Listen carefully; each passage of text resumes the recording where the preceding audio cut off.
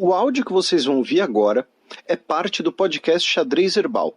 Caso vocês queiram ouvir mais sobre esse assunto e outros temas de política internacional, é só ir em xadrezherbal.com.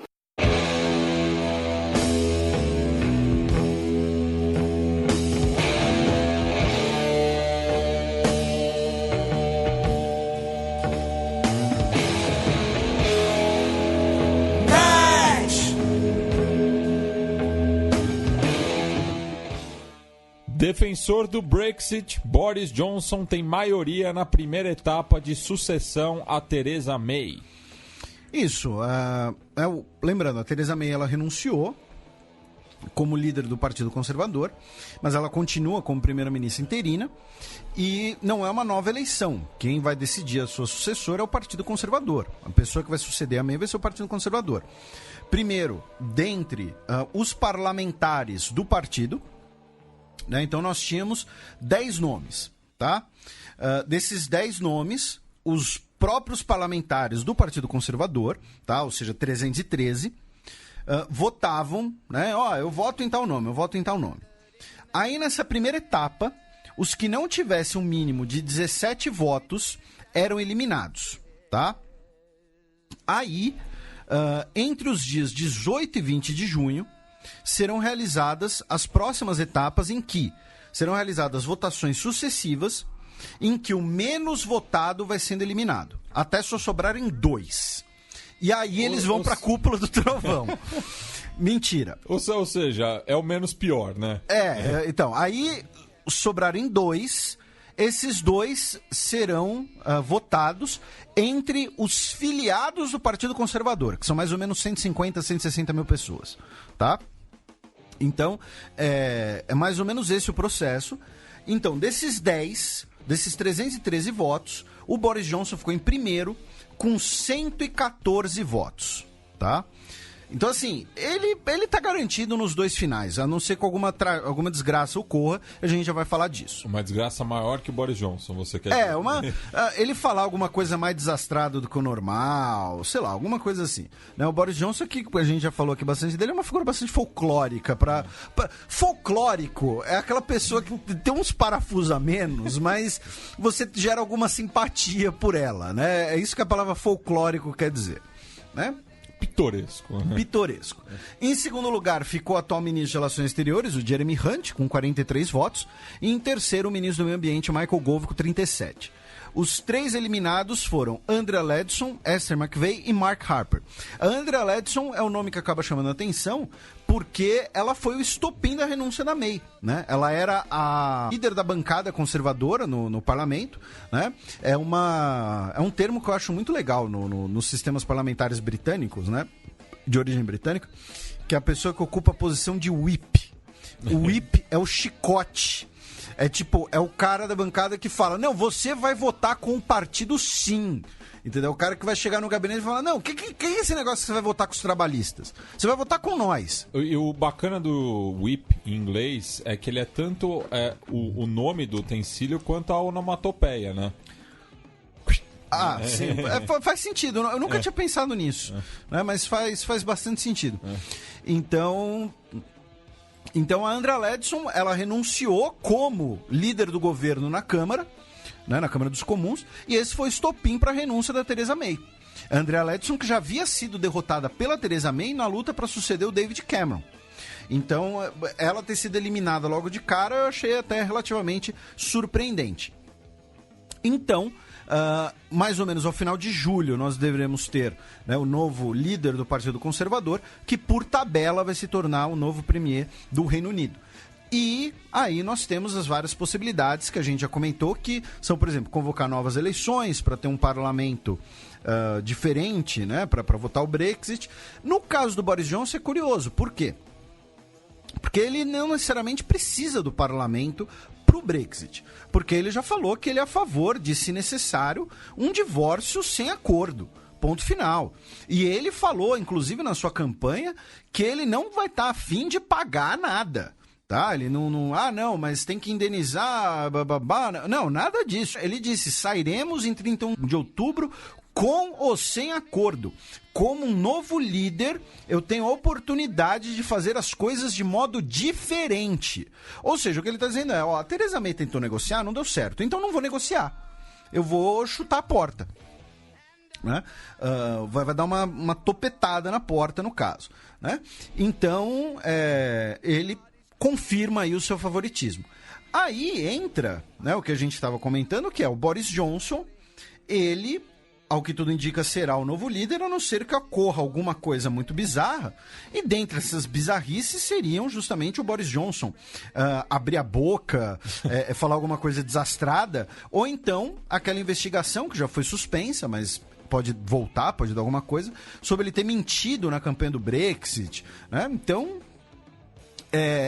teoricamente, ele depende dele, digamos assim. Ele tá jogando em casa, o empate é dele, entendeu? O juizão tá com ele também. Então, resta saber se ele vai conseguir manter.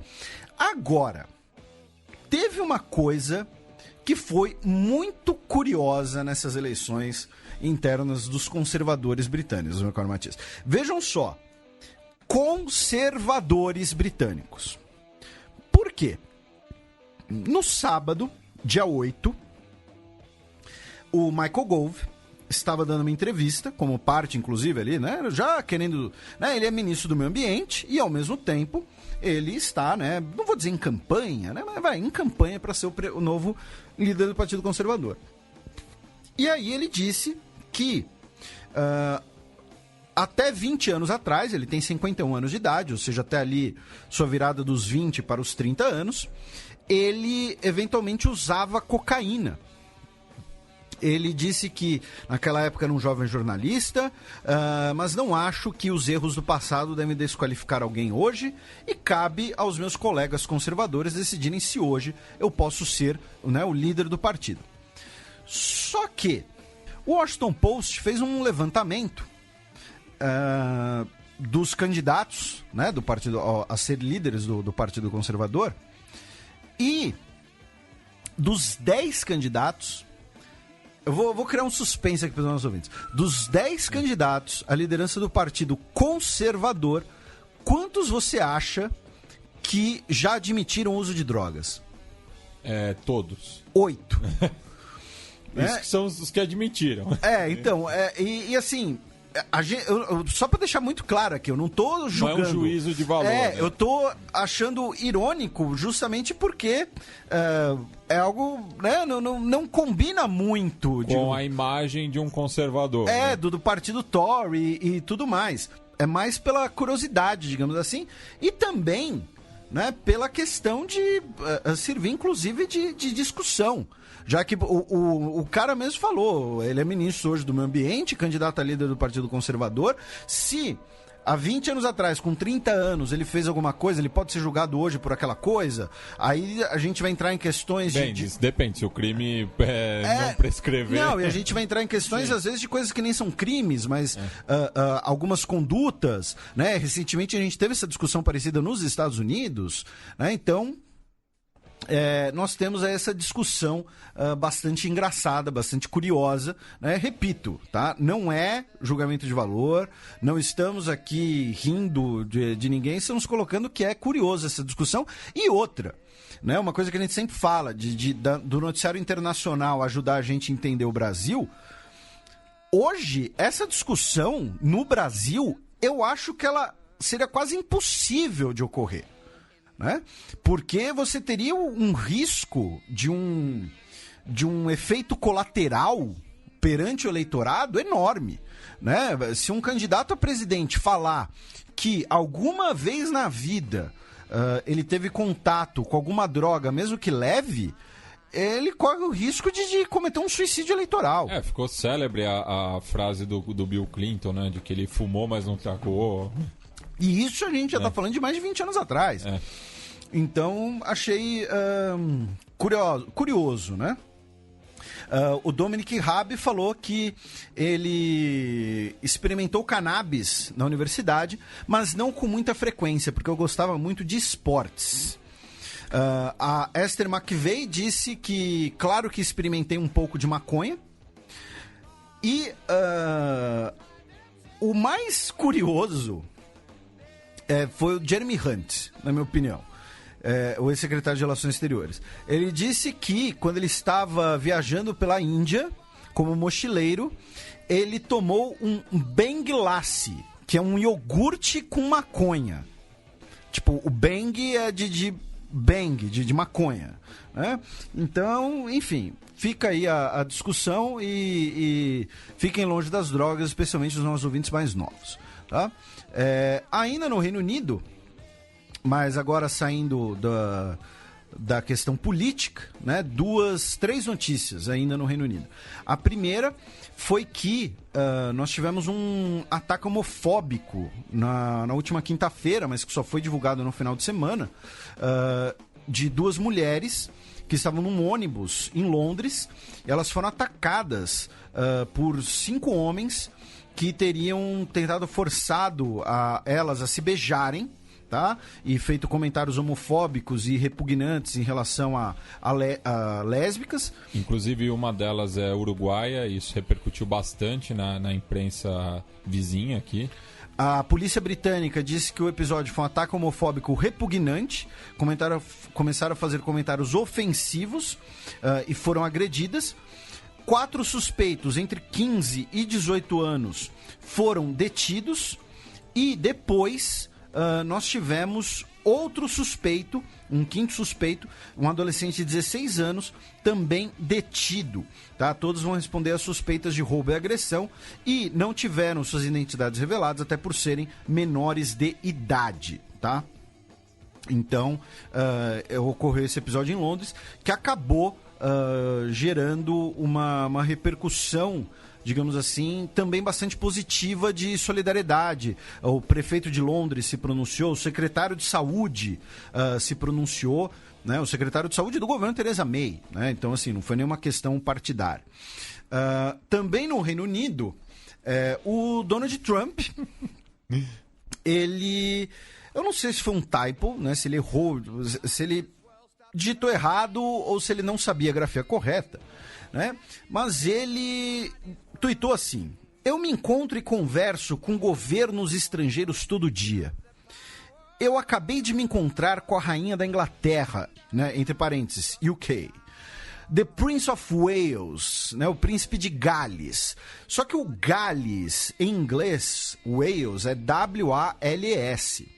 Ele digitou W-H-A-L-E-S, que vira baleia. É como se ele tivesse confundido o país de Gales com as Ilhas Baleares, assim. Cardiff mudou para Maiorca. O príncipe das baleias, né, o primeiro do Reino Unido e tal. E aí, claro, todo mundo tirou sarro e bababá. E aí depois ele deletou o tweet e reescreveu, né, com a grafia correta, é claro. Então, assim, a gente tá falando aqui só pela piada e fizeram várias charges, né, lá no Reino Unido, até porque, assim, o príncipe de Gales é o príncipe Charles. É só mais uma desculpa pra tirarem sarro da cara dele, né, no Reino Unido. Não precisa de muito. Então, assim, a sensacional foi que, tipo, pegaram uma imagem da família real ali na varanda, né, olhando pro céu, uma apresentação aérea, só que aí botaram, tipo, a Free Willy saltando, assim. Biquíni Senhor Falha, assim. Já pensou se ele é nosso ouvinte? Opa, um abraço aí, Nissim, viu? Qualquer dia a gente se encontra na baleia. Ele hoje deve estar na faculdade, já deve estar formado. Pois já. Tá pra sair já. Então, tá aí, um abraço pro Nissim Falha, se ele for nosso ouvinte, ou pros amigos dele que eventualmente nos ouçam, né? E, finalmente, ainda no Reino Unido, a justiça do país autorizou a extradição de Julian Assange para os Estados Unidos. Abro aspas para o ministro do Interior, Sajid Javid. Assange está onde tem que estar, preso. Há um pedido de extradição dos Estados Unidos pendente da decisão dos tribunais. Mas ontem assinei a ordem de extradição e a certifiquei para que seja apresentada amanhã mesmo à Justiça. Tá? Então, muito provavelmente o que vai acontecer é o seguinte: o Assange vai ficar preso no Reino Unido por ter violado a política de condicional, né? Lembrando, ele foi libertado condicional não, né? de fiança. Ele foi libertado sob fiança, mas não pagou a fiança, né? Ele é um bail jumper e por isso ele está preso. E aí, muito provavelmente, depois de cumprir essa pena por ser um bail jumper, ele vai ser extraditado aos Estados Unidos. Agora vamos girar aqui pelo continente, começando, né, de oeste a leste, começando pela Espanha, onde a Catedral de Barcelona, né, a Sagrada Família, né, muito conhecida, né, por ainda estar incompleta e por ser um projeto do Antônio Gaudí, né, cartão postal de Barcelona, né? E ela está sendo construída há 137 anos. E ela recebeu essa semana o alvará. O governo, não sei se foi a prefeitura e tal, mas assim, demoraram um pouco para liberar o alvará. E depois reclamam da burocracia no Brasil. E exatamente, né? Falam de burocracia. Só que detalhe, essa treta envolvia um pagamento lá, inclusive de multa e tudo mais, de 4,6 milhões de euros. Tá? E aí foi feito lá um acordo entre a prefeitura e a fundação que gere a catedral, que inclusive para visitar você tem que pagar, e tem que pagar relativamente caro, tá? Dependendo ali do que você considera caro ou não. Então, mas tá aí, a Sagrada Família agora tem alvará, né? Então finalmente ela vai poder aí funcionar a pleno vapor. Aí chegamos na França. Na verdade, é uma notícia França e Estados Unidos. Né? Quando o Macron esteve na Casa Branca em abril de 2018, como parte ali do questão diplomática, de boas relações, né?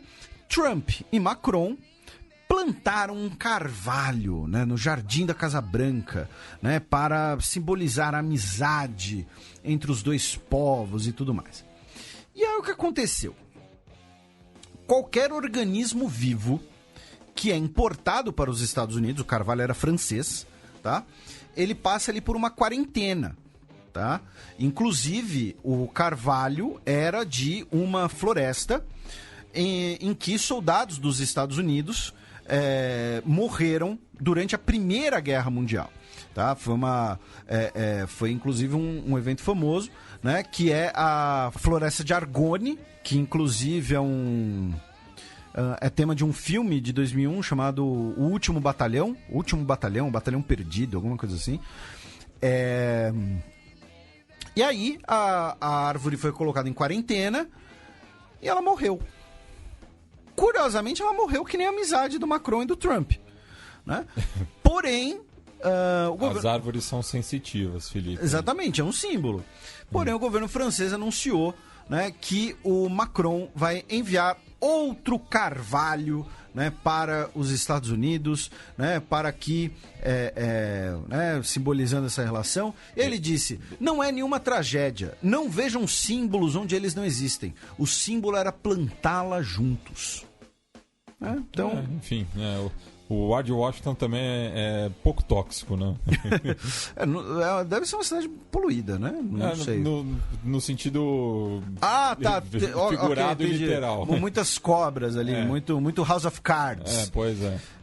E também na França, né, aproveitando aqui as notícias, né, internacionais para falar de Brasil, um homem de 25 anos, na segunda-feira, dia 10, estava num patinete elétrico em Paris e faleceu ao se chocar com um caminhão. Oi? Tá? Inclusive a prefeitura de Paris tem começado uma série de discussões sobre regularizar ou não a circulação desses patinetes. E por que a gente está mencionando isso? Porque São Paulo está passando por isso, né? Os patinetes foram retirados pela prefeitura e tudo mais, se tornaram uma febre. Em Santiago eu achei absurdo, cara. Assim, absurdo num sentido de surpresa. Tipo, se você tropicava, você caia num patinete. Tipo, não caía de acidente, né? Sim, foi uma metáfora. Foi uma metáfora. Tá? Então, tá aí, para você que está discutindo esse assunto na mesa do bar, você pode falar, não, mas em Paris teve um cara que morreu no patinete, né? Enfim. Voltando, agora cruzamos o Reno, vamos para a Alemanha. Só lembrando que a legislação do trânsito na França também multa ciclistas, por exemplo. Meu amigo Carlos André Obata, mais conhecido como Carlão da história, já foi multado andando de bicicleta em Paris porque passou o sinal vermelho. Ó, tá aí. É país sério, amigo. Entendeu? Não é essa balbúrdia. Vamos agora para a Alemanha, num assunto sério, em que a polícia deteve o primeiro suspeito de ter alguma ligação com a morte do político Walter Lübcke, tá? Que era da CDU, né, o partido da Merkel. Ele foi encontrado morto com um tiro na cabeça em sua casa no dia 2 de junho. E ele que estava sofrendo muitas ameaças de morte de grupos de extrema-direita e de grupos anti-imigração por ser um defensor ferrenho das políticas migratórias do governo alemão. E a polícia alemã anunciou que deteve um primeiro suspeito, né, de conexão com o assassinato. Da Alemanha, cruzamos a fronteira para a Hungria, né, onde o governo extremamente democrático e iluminista do Viktor Orbán está aprontando mais uma das suas, em que vai colocar a Academia de Ciências da Hungria, tá? Uma sociedade que envolve 15 institutos e 150 grupos de pesquisa, com cerca de 3 mil pesquisadores e cientistas. Ela será desmembrada, tá? E subordinada a uma junta governativa formada por pessoas nomeadas pelo governo, tá?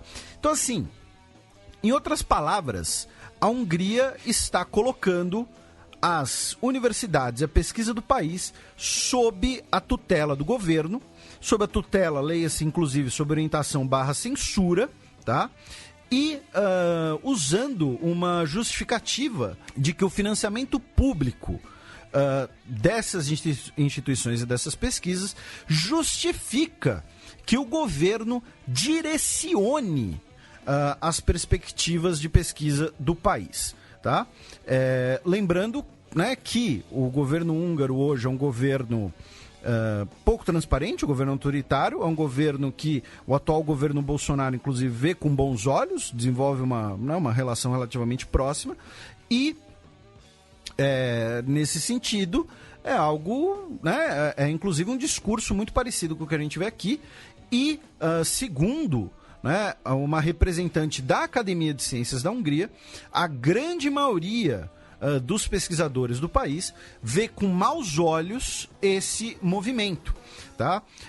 Segundo a Emes Sligavi, acredito que a pronúncia esteja completamente errada, tá? O governo iliberal já reorganizou muitos setores e está claro que esse ataque contra a academia se encaixa numa cadeia de eventos, tá? E então, né, toda aquela questão ali de justificativa de que as universidades estão politizadas, né, de que eles não compreendem o governo, né, de que, enfim, devem ter falado de marxismo cultural também, alguma coisa assim. Então, vamos ver como é que vai ser na Hungria, porém, é mais um movimento problemático desse governo que é um pária dentro da União Europeia. Aí vamos para a Moldávia, né? Ou Moldova, né? Usando a terminologia mais correta, mas eu não consigo não deixar de chamar a Moldávia a Moldova de Moldávia. Que nem o Belarus, que eu ainda não consigo parar de falar Bielorrússia. Isso. Então, pedimos desculpas aí para os ouvintes de Moldova.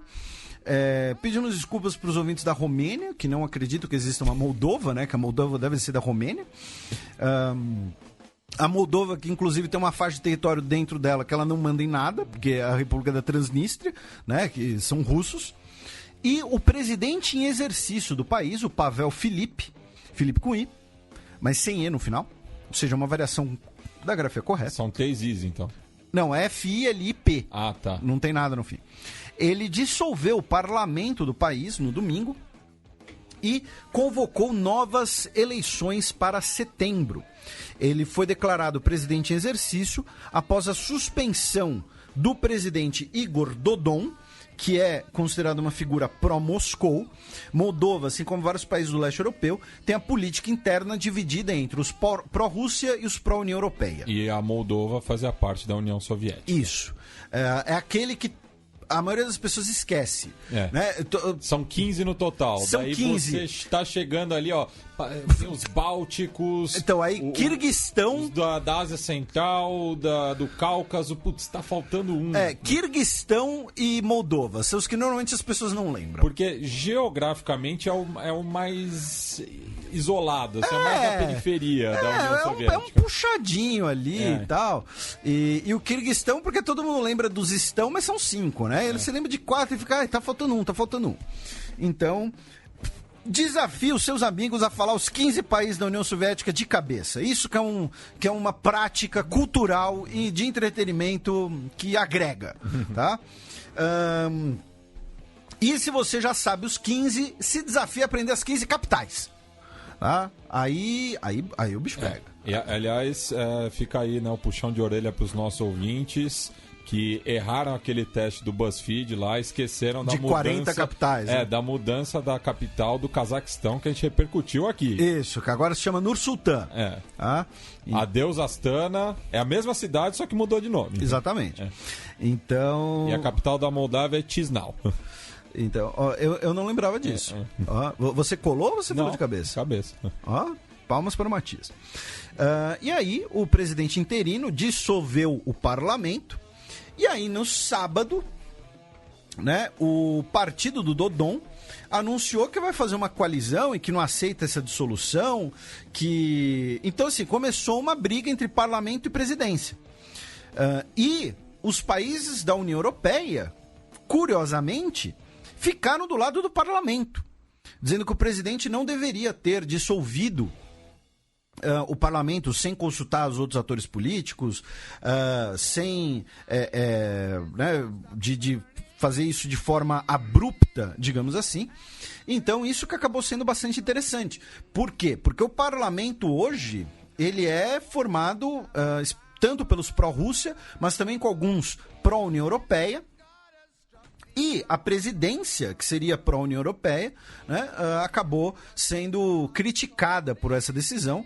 A Moldávia, que tem aqui um histórico de muita estabilidade, né, porque em 6 anos teve 8 primeiros ministros. Agora ela tem, né, um executivo, um legislativo em queda de braço, tá? Mais ou menos como aconteceu recentemente no Sri Lanka. E aí veio o detalhe, né? Que é o seguinte: o presidente interino, o Pavel Filip, anunciou que vai transferir a embaixada do país em Israel para Jerusalém. E assim, todo mundo olhou e falou: não, cara, pera aí. A gente não conseguiu resolver aqui nosso quintal. Você vai mexer nessa briga aí? Então, assim, é muito provável que um novo governo na Moldávia eventualmente volte atrás nessa decisão. Então, assim, cara, é isso aí, né? A Romênia tá crescendo o olho. Se fosse século XIX, o negócio já tava pegando. Né? Brincadeiras à parte. E detalhe, se você for no tweet do Pavel Filip anunciando isso, o primeiro tweet que aparece em resposta é do Jair Netanyahu, que é o filho do Bibi, né? Que agradecendo aqui, thank you, bandeirinha da Moldávia, bandeirinha de Israel. Aí, saindo da Moldávia, vamos para a Rússia, finalmente, onde tivemos uma série de protestos por conta da prisão do jornalista investigativo Ivan Golunov, que foi detido sob acusação de tráfico de drogas.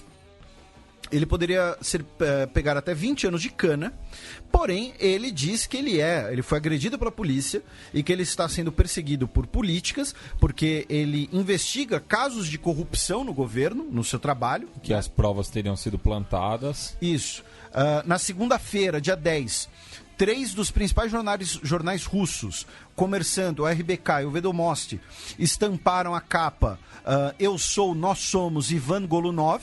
Tá, os 3 com a mesma capa e os 3 com um editorial conjunto, tá, um editorial assinado pelos 3 jornais pedindo maior transparência no inquérito.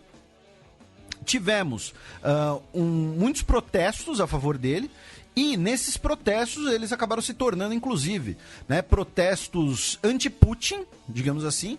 E aí na quarta-feira, dia 12, mais de 500 pessoas foram detidas nesses protestos em Moscou e em São Petersburgo. E finalmente o Golunov foi libertado, tá? Também no dia 12, na quarta-feira. E o Ministério do Interior removeu a acusação de tráfico de drogas. Então, assim, não foi nem que olha, vamos fazer o seguinte, ele vai esperar o julgamento em liberdade, vamos ver... Não, remover a acusação. Ó, tá aqui, a acusação sumiu, tá? Ele disse que, a polícia diz, né, que ele foi abordado por policiais disfarçados, que ele estava com um pacote de um pó branco em sua mochila, então levaram ele para a delegacia. E ele só conseguiu falar com parentes e conhecidos após mais de 12 horas detido, em que ele teria sido também agredido. Já ele diz que ele foi simplesmente levado para a delegacia e agredido. Tá? E inventaram lá o negócio do pacote do pó branco. Tá?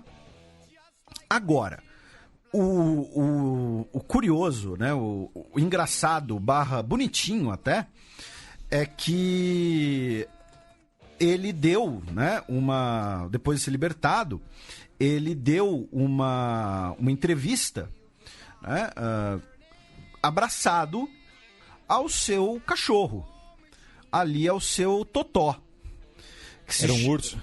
Então, que se chama Margo. É quase, porque é um grão dinamarquês, né? Um dog alemão. É aquele que pode chegar a ser o maior dog do mundo, né? Então, que era...